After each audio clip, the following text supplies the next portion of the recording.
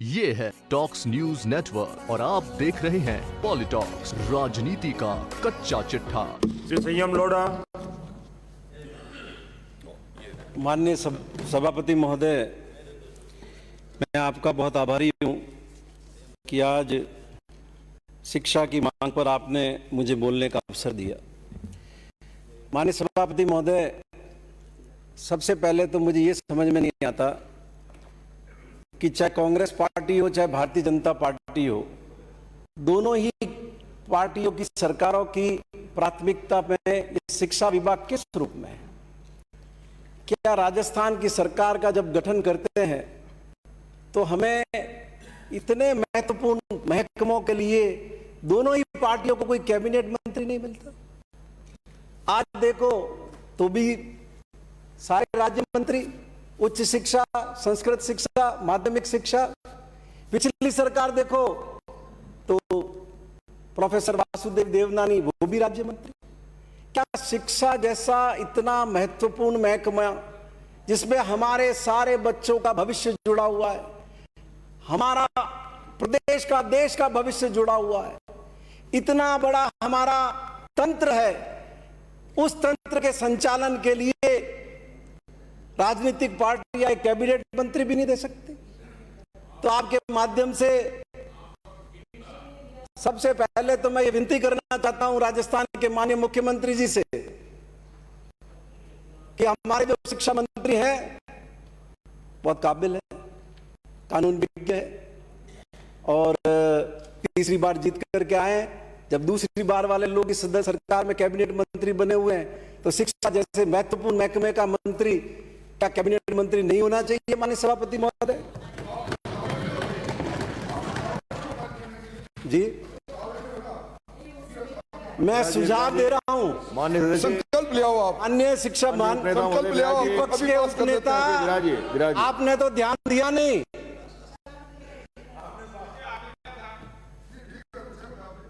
और आगे कभी सरकार में आ जाओ तो ध्यान रखना इस बात का।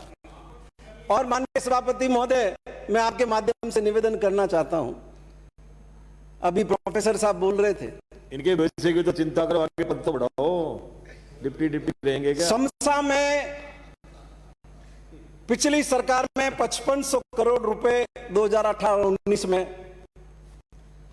प्रस्तावित थे। अब इस समसा का गठन कैसे किया माननीय सभापति महोदय?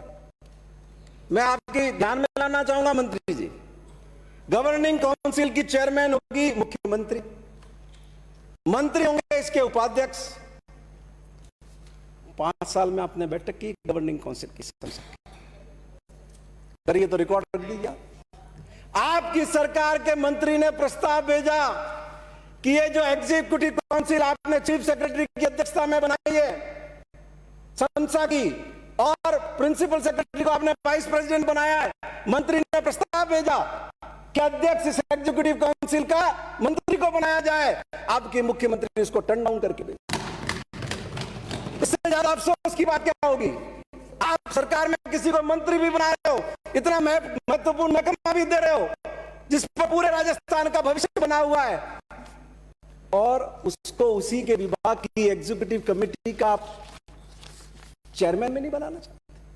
माननीय सभापति महोदय, मैं आपके माध्यम से निवेदन करना चाहूंगा, आप जब जवाब दे, जब बताए, बड़े बड़े दावे तो आप कर सकते हैं, आंकड़ों की बाजीगरी भी कर सकते हैं, लेकिन क्या बताएंगे आप समसा के 5500 करोड़ रुपए में से 2018-19 में 1200 करोड़ रुपए तो आप उपयोग ही नहीं कर पाए, खर्चा ही नहीं कर पाया। माननीय सभापति महोदय, मैं राजस्थान के माननीय शिक्षा मंत्री जी को धन्यवाद दूंगा कि वे समसा का बजट भी 5500 करोड़ से 19-20 में बढ़ा करके 6100 करोड़ रुपए तक लेकर के आए। माननीय सभापति महोदय, बहुत सी बातें छुपी हुई रह जाती है। राजस्थान का ये पवित्र सदन राजस्थान की जनता तक उन बातों को पहुंचाएगा। आपने 3 साल में 10.5 लाख साइकिलें खरीदी और ऑरेंज कलर आपने प्रस्तावित किया। उस कंपनी ने यह कहा कि ऑरेंज कलर करवाने के लिए हमें कनाडा से रंग मंगवाना पड़ेगा। एक साइकिल पर ये रंग करवाने का 85 रुपए एक्स्ट्रा खर्चा आएगा। आपने वित्त विभाग की बिना स्वीकृति के खाली वो रंग करवाने के लिए 10.5 करोड़ रुपए आपने उड़ा दिए। 10.5 करोड़।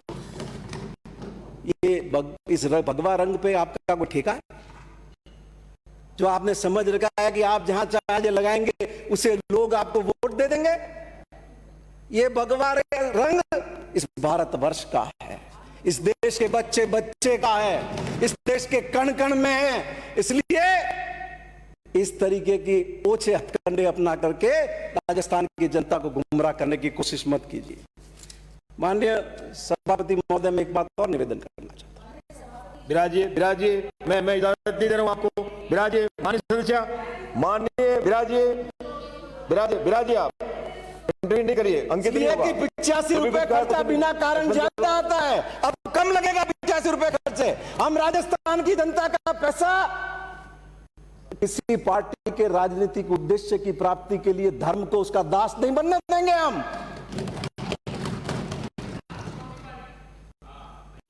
सर्वदलीय प्लीज शांत रहे।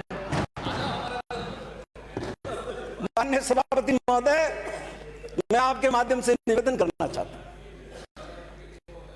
हमारे दिमाग में क्यों नहीं आता कि शिक्षा जैसा महकमा अच्छे ढंग से चले?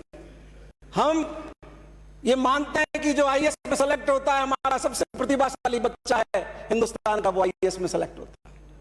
हम ये मानते हैं कि राजस्थान की सर्वोच्च सेवा आरएस में जो बच्चा हमारा आता है तो हमारा सबसे प्रतिभाशाली बच्चा है।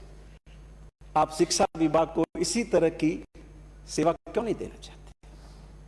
आपने प्रोफेसर साहब बहुत पद बढ़ा करके गए। ब्लॉक लेवल पर जिला शिक्षा अधिकारी स्तर का अधिकारी बैठा है, उसके नीचे 2 और बैठे हैं ब्लॉक स्तर के अधिकारी, प्रिंसिपल रैंक के ऑफिसर। क्या इतने पद बढ़ाने के बाद हमें यह सोचना नहीं चाहिए कि हम जिला शिक्षा अधिकारी की सीधी भर्ती करें 50% पदों पर? आज क्या स्थिति होती है? जो आपने जिला हेडक्वार्टर पर प्रमुख शिक्षा विभाग का बिठा रखा है, चलाओ देके उसको। याद, किसी के पैर में दर्द है, किसी के कमर में दर्द है, किसी के कहीं दर्द है, ऐसे महकमा चलाओ। जब एक नया सोच लेकर के आए हो कि हम ग्राम पंचायत के स्तर पर हम प्रिंसिपल रैंक का ऑफिसर पंचायत स्तरीय अधिकारी बना करके बिठा रहे हैं, प्रिंसिपल रैंक का ऑफिसर, तो आप इस नए सोच के साथ क्यों नहीं आते कि 50% पदों पर जिला शिक्षा अधिकारियों की हम सीधी भर्ती करेंगे? आपकी क्वालिटी सुधर जाएगी। और आपने सदस्य बैठे बैठे नहीं बोले आप। बड़े बड़े इंजीनियरों के दबाव में आपने ये कर दिया कि साहब फला महकमे का सचिव स्तर का अधिकारी इंजीनियर होगा, फला महकमे का सर्विस स्तर का अधिकारी फॉरेस्ट सर्विस का होगा। इन बापड़े मास्टरों ने क्या गुनाह किया है? हमको बनाने वाले वो लोग हैं। मैं आपको निवेदन कर रहा हूं, मेरे स्कूल के हेडमास्टर, स्कूल के प्रिंसिपल, उन्होंने हम पर वो ध्यान नहीं दिया होता, हम पर मेहनत नहीं की होती, हमें सिखाया नहीं होता, तो आज राजस्थान की विधानसभा में खड़े होकर आपको विनती नहीं कर रहे होते। क्यों नहीं हमें सोच लेकर के आते कि हम विभागीय प्रमुख पद पर एक शिक्षक को बिठाएंगे? और वैसे भी शिक्षा का और आईएएस होने का और क्वालिटी एजुकेशन प्रोवाइड करने का क्या लेना देना है? एक शिक्षक जितना बेहतर समझ सकता है, जितना बेहतर जान सकता है, लेकिन हमारे दिमाग में भरा हुआ है एग्रीकल्चर, बल्कि कभी खेत में हल पकड़ाओ कि नहीं पकड़ाओ, पर एग्रीकल्चर डायरेक्टर। तो सोच बदलिए, नई सोच के साथ आइए। आप एक नौजवान मंत्री हैं, पहली बार बने हैं। हम आशा करते हैं कि राजस्थान का शिक्षा जगत आपकी सेवा से लाभान्वित होगा। माननीय सभापति महोदय, मैं आपके माध्यम से निवेदन करना चाहता हूं कि हम किस तरफ ले जा रहे हैं हमारी शिक्षा को। भौतिकी का नोबेल पुरस्कार मिला सीवी रमन को। 28 फरवरी को हम विज्ञान दिवस के रूप में मनाते हैं। हमारे शिक्षण संस्थाओं में एक हलचल होती है, एक औपचारिकता पूरी करके हम रह जाते हैं। प्रकाश के प्रकिरण का रहस्य खोजा था उन्होंने, और रमन प्रभाव के रूप में भी हम लोग उनके खोज को जानते हैं। लेकिन समाज को वैज्ञानिक नजरिए से लैस करने की हमारी क्या रणनीति है? हम बच्चों को किस तरह के विज्ञान के मूल्यों से जोड़ना चाहते हैं? मैं 2 एग्जांपल दूंगा आपको माननीय सभापति महोदय। मैं जब कॉलेज का विद्यार्थी था, मेरे शिवगंज जो मेरा होम टाउन है, उसकी गली में एक वृद्ध महिला बीमार हो गई। मैं डॉक्टर साहब को लेने के लिए गया हॉस्पिटल, और उनसे मैंने विनती की कि डॉक्टर साहब, महिला यहां आ नहीं सकती, आप मेरे साथ चलिए। डॉक्टर साहब मेरे साथ बाहर निकले, घर के बाहर कदम रखा, किसी ने छींक दिया। डॉक्टर साहब हाथ पकड़कर वापस घर के अंदर आकर के बैठ गए। अरे यार रुको, छींक कर दी। अब बताइए हमारी विज्ञान की, वो मेडिकल की पढ़ाई कहां गई? वो डॉक्टर जानता है कि शरीर के कौन से अंग में क्या होने से छींक आती है, लेकिन उसके भीतर घुसा हुआ वो अंधविश्वास, वो संकीर्णता, वो जड़ता, उसे इस डिग्री पर भी भरोसा करने का सोच नहीं देती। ऐसी वैज्ञानिक शिक्षा का हम क्या करेंगे माननीय सभापति महोदय, जो समाज में इस तरह के अंधविश्वास को और मजबूत करने का काम कर रही है। घर से निकलते हैं, सामने दूध पिलाती हुई गाय मिले तो अच्छा सकूं, पानी की बाल्टी लिए हुए कोई मिले तो अच्छा सकूं, और नहीं तो घर के अंदर आके बैठ जाते। हम सारे पढ़े लिखों की क्या मानसिकता है? माननीय सभापति महोदय, मैं सिरोही में हमारे एक मित्र के नया मकान बनाया, उन्होंने बुलाया, इंजीनियर है वो, और मैं जब गया उन्होंने बताया था कि भैया इतने बजे आ जाना। फिर मैंने पूछा, मैं जब पहुंचा सब खड़े थे, मैंने क्या हुआ भाई, अंदर क्यों नहीं जा रहे? तो बोले नहीं, पंडित जी ने मुहूर्त इतने बज के इतनी मिनट का निकाला हुआ है। अब आप बताइए सभापति महोदय, एक इंजीनियर को मालूम है कि उसकी मकान की फाउंडेशन को कितना नीचे जाना है, उस पर कितना लोड आना है, कितना उसमें आयरन लगना है, कितना सीमेंट लगना है, कितनी बजरी लगनी है, कितनी कंक्रीट लगनी है, लेकिन उसको अपनी इंजीनियरिंग की डिग्री पर भरोसा नहीं है, उस पंडित के मुहूर्त पर भरोसा है। और इसी वजह से तमाम विज्ञान की और अभियांत्रिकी की पढ़ाई करने के बाद भी हम हमारे समाज को उस दिशा के अंदर नहीं ले जा पाए। माननीय सभापति महोदय, मैं आपके माध्यम से विनती करना चाहूंगा, अभी जिक्र हुआ, हमारे पूर्व मंत्री ने जिक्र किया जौहर का, एक और वक्ता ने जिक्र किया सती प्रथा का। माननीय सभापति महोदय, ये मनुष्य जाति जो है उसने हमेशा अपने नए नए मूल्य बनाए, हर युग के अपने मूल्य हैं। एक वो भी युग था जब रावण सीता जी को लेकर के गया लंका में, तो कई दिनों तक सीता जी उसके वहां अशोक वाटिका में रही, पर रावण जैसे व्यक्ति ने उसको घूर के भी नहीं देखा, उसकी तरफ नजर तक नहीं उठाई। क्यों? वो उस युग के मूल्य थे, वो स्त्री के सम्मान का एक अपना उस वक्त की मनुष्य जाति का सोच था माननीय सभापति। और उसके ठीक बाद जब अयोध्या श्री राम लौटे, एक बहुत साधारण आदमी ने सीता जी को वहां लंका प्रवास को लेकर के प्रश्न कर दिया। 2 मिनट में समाप्त करें माननीय सदस्य। आपको तभी बैठ जाऊं हुजूर, आप चालू रखें। तो श्री राम ने उनका त्याग कर दिया। क्यों?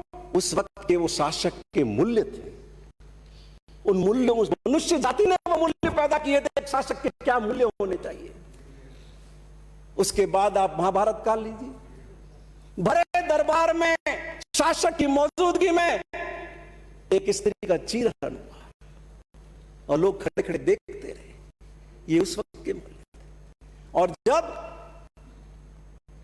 सती पद्मिनी ने अपने प्राणों की आहुति दी, तो वो उस वक्त के मूल्य थे कि जब स्त्री राष्ट्र हित में, समाज हित में, नारी जाति के सम्मान की सुरक्षा में इस तरीके की क्रिया करती थी, वो उस युग के मूल्य थे। आज हम एक अलग युग में, आज हम भारतीय दंड संहिता के माध्यम से संचालित एक समाज है, उस समाज की अपनी सोच है। और मैं आपके माध्यम से माननीय सभापति महोदय, सदन में सबसे वरिष्ठ मंत्री के रूप में कल्ला साहब बैठे हुए, मैं आपसे विनती करूंगा, ये आपकी सरकार ने किसी पाठ्यक्रम में ऐसा कोई परिवर्तन नहीं किया, लेकिन बिना पढ़े, बिना जानकारी किए आपके सरकार के मंत्री और आपके लोकसभा के प्रत्याशी इधर सार्वजनिक रूप से इस तरीके की टिप्पणी करते हैं, जिससे आपकी पार्टी डॉक में जाती है। ये बहुत निंदनीय बात है, बहुत गलत बात है। क्या सरकार के मंत्री एक दूसरे से पूछ करके ये जानकारी नहीं ले सकते कि पाठ्यक्रम में बदलाव हुआ है कि नहीं हुआ? भारतीय जनता पार्टी की राग में राग मिला करके खाली हीरो बनने के लिए बयान देना आवश्यक है? पूरे राजस्थान के लोगों को पीड़ा हुई कि क्या कांग्रेस पार्टी की तरफ से ऐसा कोई प्रयास हो रहा है कि रानी पद्मावती के सम्मान में कमी हो, हमारे महान योद्धा महाराणा प्रताप के सम्मान में कोई कमी हो? इन चीजों की सावधानी रखना, बहुत इसका समाज पे बहुत लंबा प्रभाव पड़ता है। जो हमारे पूजनीय हैं वो हर युग में पूजनीय रहेंगे, चाहे आज हमारा युग हो, चाहे हमारे आने वाली पीढ़ी का युग हो। माननीय सभापति महोदय, मैं आपके माध्यम से निवेदन करना चाहूंगा, तो 2 मिनट बोलेगा, देर बोलेगा, ये आपका हमारे बचपन कहां चला गया? आप और हम लोग भी बच्चे थे, क्या समय था? राठौड़ साहब, साइकिल के टायर के पीछे उसको भगाते हुए दौड़ना, वो माचिस की अच्छे अच्छे चित्र कलेक्ट करना, वो करना। आज हम स्मार्ट टेक्नोलॉजी तो ला रहे हैं, बच्चों की स्मार्टनेस पर ध्यान नहीं दे रहे हैं। मैं आपके माध्यम से विनती करना चाहूंगा, राष्ट्रीय अपराध ब्यूरो के मुताबिक एक साल में 10 से 14 वर्ष के 3,500 बच्चों ने 594 बच्चों ने आत्महत्या कर ली। 10 से 14 वर्ष के, और 14 से 18 वर्ष के 9,203 बच्चों ने आत्महत्या कर ली थी। इस उम्र में आत्महत्या क्यों? माननीय सभापति, ना कोई नौकरी की चिंता, ना कोई सुरक्षा का खतरा। क्या हम अपनी पढ़ाई के माध्यम से बच्चों को ये समझा नहीं पा रहे कि सफलता असफलता जीवन के पड़ाव है, मंजिल नहीं है? इस भारतवर्ष की भूमि पर पूरी दुनिया को संदेश देने वाली योगी राज श्री कृष्ण ने उस गीता की रचना की थी, जिसने हमारे युगों युगों से हमारी पीढ़ियों को ये संदेश दिया है, कर्मण्येवाधिकारस्ते मा फलेषु कदाचन। क्या हम अपनी नई पीढ़ी को ये समझा नहीं पा रहे?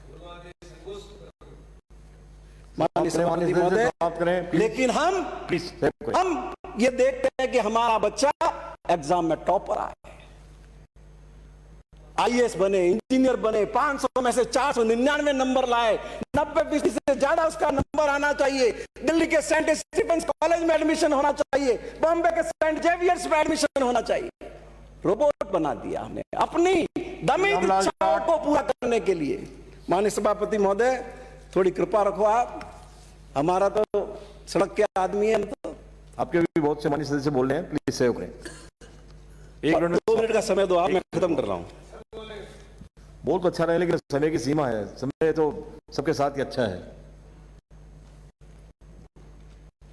मैं आपके माध्यम से विनती करना चाहूंगा और प्रतिपक्ष के नेता से निवेदन करना चाहूंगा, सालों तक राष्ट्रीय शिक्षक पुरस्कार 15 मिलते थे राजस्थान के शिक्षकों को, आपकी सरकार ने पिछले साल घटा करके 6 कर दिए।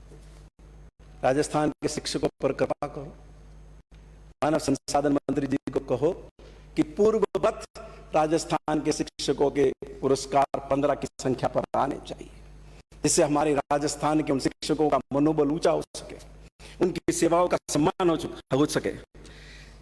माननीय सभापति महोदय, बातें बड़ी बड़ी की जा सकती है। पीपीपी मोड लाए थे, 17,000 स्कूलें बंद करने के बाद पीपीपी मोड किस लिए लाए? अपने मन चाहे लोगों को स्कूलें दे सके, वैसे ही जैसे आपने हॉस्पिटल दिए, सारे हॉस्पिटल क्या हाल है उन हॉस्पिटलों का? 3-4 रुपए पे वो ठेकेदार वहां पर आदमी लगा रहा, और ये हमारे मेहनत से बनी हुई स्कूलें लूट के लिए प्राइवेट लोगों को देना चाह रहे थे। वो तो दबाव था कांग्रेस पार्टी का कि आपको वो निर्णय वापस लेना पड़ा। माननीय सभापति महोदय, पिछले 5 साल में देश में 1.5 लाख स्कूल बंद हुए, बहुत चिंता का विषय है। एक षड्यंत्र है बहुत बड़ा, और मैं आपको निवेदन करना चाहता हूं कि जब अटल बिहारी वाजपेयी प्रधानमंत्री थे, उन्होंने शिक्षा पर सुझाव देने के लिए एक कमेटी गठित की थी, जिसमें अनिल अंबानी भी मेंबर था और 2 लोग उद्योगपति मेंबर थे। उस वक्त उन्होंने रिपोर्ट दी कि शिक्षा के क्षेत्र से सरकार को पीछे हट जाना चाहिए। आज सारे दुष्परिणाम उस रिपोर्ट के तहत हम भुगत रहे हैं कि सरकार शिक्षा जैसा बुनियादी अधिकार जो हमने दिया है, आज देश के अंदर माननीय सभापति महोदय वैश्विक शिक्षा निगरानी रिपोर्ट है, 8 करोड़ 80 लाख बच्चे शिक्षा से बेदखल है। 8 करोड़ 80 लाख बच्चे, ये हमारी चिंता का विषय होना चाहिए। और माननीय सभापति महोदय, मैं आपके माध्यम से विनती करना चाहता हूं, बड़ा सदन के अंदर अपनी आत्ममुग्ध होकर अपनी गाथा गा रहे थे। 12वीं तक की स्कूल है, किसने निर्णय किया? राजस्थान सरकार की हैसियत थी ये निर्णय करने की। वो प्रधानमंत्री मनमोहन सिंह थे जिन्होंने ये निर्णय किया कि देश की हर बार ग्राम पंचायत के अंदर मैं 12वीं तक का स्कूल खोलूंगा। और उस निर्णय के तहत पूरे हिंदुस्तान की हर ग्राम पंचायतों में 12वीं तक की स्कूल की व्यवस्था हुई है, खाली राजस्थान में नहीं हुई है। मैंने इसी सदन में माननीय सभापति महोदय, जब मैं पहले प्लीज सेव करें, 2 मिनट प्लीज सेव करें माननीय सदस्य, मैं प्लीज। आपका ध्यान आकर्षित करना चाहता हूं। निजी स्कूल हैं, माननीय मंत्री जी, आपके पास क्या सिस्टम है उनको देखने का और उनको कंट्रोल करें माननीय सदस्य। मैं आपसे विनती करूंगा कि आप पैरेलल इन निजी स्कूलों पर निगरानी रखने के लिए अपना एक तंत्र विकसित करिए। और मैं आपके माध्यम से एक आखिरी बात तो शिक्षा मंत्री जी से कहना चाहता हूं। इसी सदन में जब भारतीय जनता पार्टी की 2003 से 2008 की सरकार में वसुंधरा जी निजी विश्वविद्यालय का प्रस्ताव लेकर के आई थी, उनकी भूमि आवंटन का प्रस्ताव लेकर के आई थी, मैंने इसी सदन में विरोध किया था और कहा था कि पैसे वालों की नालायक औलादों को पिछले दरवाजे से लाभ पहुंचाने का षड्यंत्र है ये। मुझे बहुत अफसोस है कि उसके बाद की सरकार ने भी आकर के यही किया। और आज ये निजी विश्वविद्यालय क्या कर रहे हैं, ये आपको जानकारी तक नहीं देते कि वो कौन सा कोर्स चला रहे हैं, लड़के सेलेक्ट हो जाते हैं और आरपीएस सीधा आधार बोर्ड को रोक देता है। माननीय सभापति महोदय, इसलिए मैं आपके माध्यम से निवेदन करता हूं कि ये प्राइवेट दुकानों पर खास ध्यान दो, शिक्षा को व्यापार बनने से बचाओ, हमारे बच्चों का भविष्य सुरक्षित करो। बहुत बहुत धन्यवाद। ये है टॉक्स न्यूज नेटवर्क और आप देख रहे हैं पॉलिटॉक्स, राजनीति का कच्चा चिट्ठा।